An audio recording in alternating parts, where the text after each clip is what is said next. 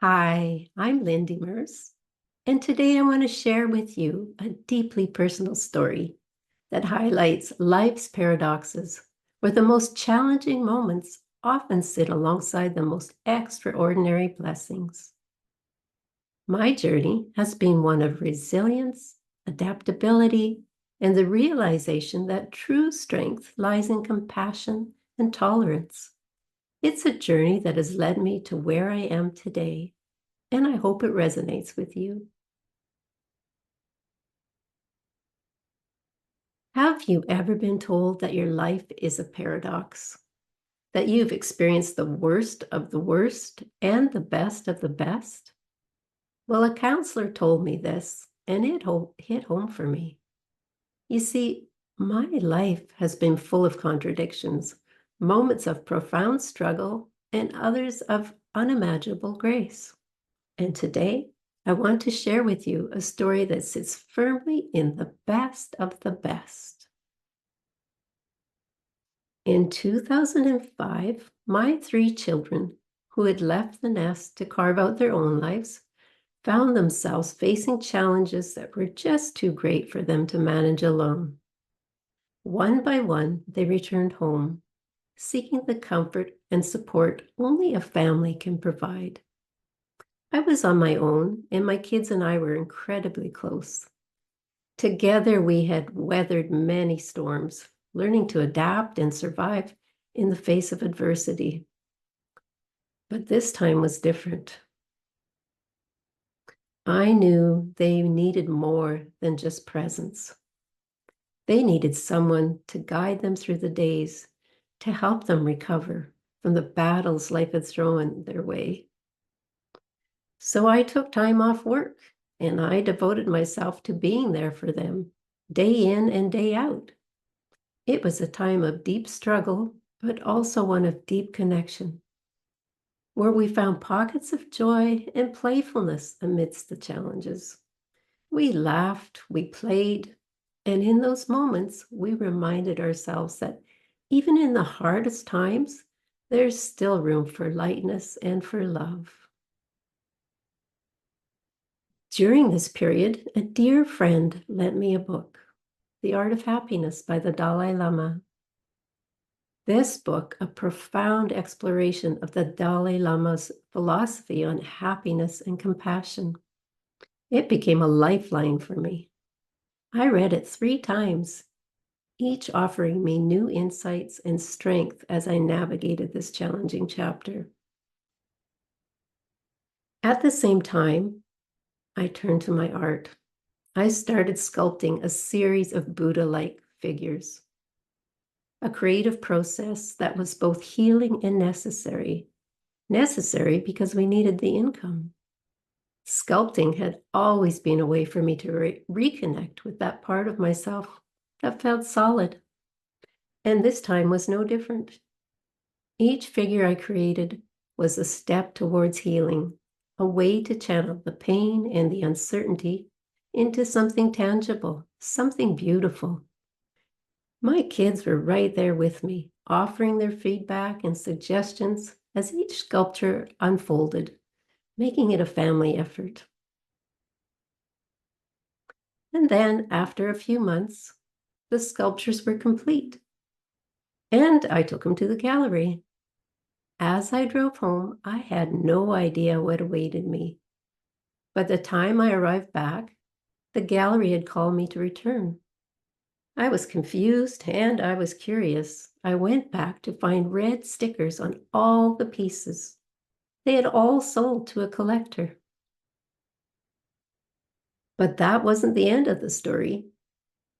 Impressed with my work, the collector invited me to join a small group traveling to Arizona for a private audience with His Holiness the Dalai Lama. I was stunned. Meeting the Dalai Lama wasn't something I had ever imagined, let alone planned for. But sometimes the universe has plans that are beyond our wildest dreams. I wanted to bring something special, a gift of thanks. So I set out to sculpt a small kneeling monk as a gift for His Holiness, pouring all my gratitude and reverence into that piece. And then the day came. I found myself standing before the Dalai Lama, handing him the sculpture I had made. He accepted it with his famous giggle, commenting on how much it weighed as he passed it to his interpreter. Then something extraordinary happened. He took my hand, and we stood there for a moment, connected in a way that I'll never forget. He even asked for photos. It would have been easy to say no to this incredible offer. It was way out of my comfort zone, and the idea of stepping into such an unfamiliar space was just daunting. But how could I say no? This opportunity was a gift, one that required resilience and adaptability to embrace it fully. By stepping into this moment, I allowed myself to experience something truly transformative, something that has stayed with me ever since. I couldn't have made this story up. Who gets to meet the Dalai Lama, let alone hold his hand? It wasn't something I sought out, but in that moment, I realized the profound truth in his words, that compassion and tolerance are not a sign of weakness, but a sign of strength. It took strength to be there for my children during their toughest times and to remain compassionate and tolerant, even when life's challenges seemed so overwhelming. This experience, this unexpected gift, was a testament to the power of staying open-hearted and resilient. It reminded me that in the face of adversity, our true strength lies in our ability to maintain compassion and tolerance, not just for others, but for ourselves. When the counselor told me that my life was a paradox, he was right. I have experienced the worst of the worst and the best of the best. This was definitely one of those best of the best moments, a reminder that even in our darkest times, the universe has a way of surprising us with unimaginable grace. So I leave you with this thought. True strength is found in compassion and tolerance. Sometimes life's most profound gifts come when we least expect them, not because we sought them, because we were open to receiving them with an open heart. The question is, are you ready to embrace that strength within yourself? Before we close, I'd like to invite you to join me in just a simple self-havening exercise. This technique can help you ground yourself and reconnect with the energy of that peace and calm. Something His Holiness the Dalai Lama embodies so beautifully. And if there's one thing I learned from him, peace and calm don't have to be all serious and somber. There is room for lightness, for a little joy, and even for a giggle or two. Imagine as you do this exercise that you're inviting in some of that same energy. But don't be surprised as you feel the calm washing over you. You also feel a little nudge to smile or even giggle. After all, who says finding your inner peace can't be fun? To begin with, gently cross your arms and place your hands on your shoulders.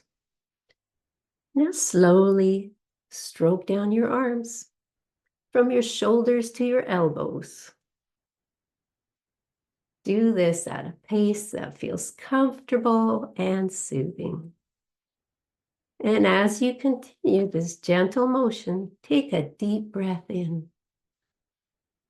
And as you exhale, imagine inviting in the peaceful and, yes, even playful energy of the Dalai Lama. Let it fill you up, bringing in a sense of calm, a little bit of joy, and maybe even a giggle or two. And if you hear a little laugh in your head, maybe it's the Dalai Lama himself, reminding you that peace doesn't always have to be so serious. Let's keep it light. Let's keep it joyful and playful. Just like that. Thank you.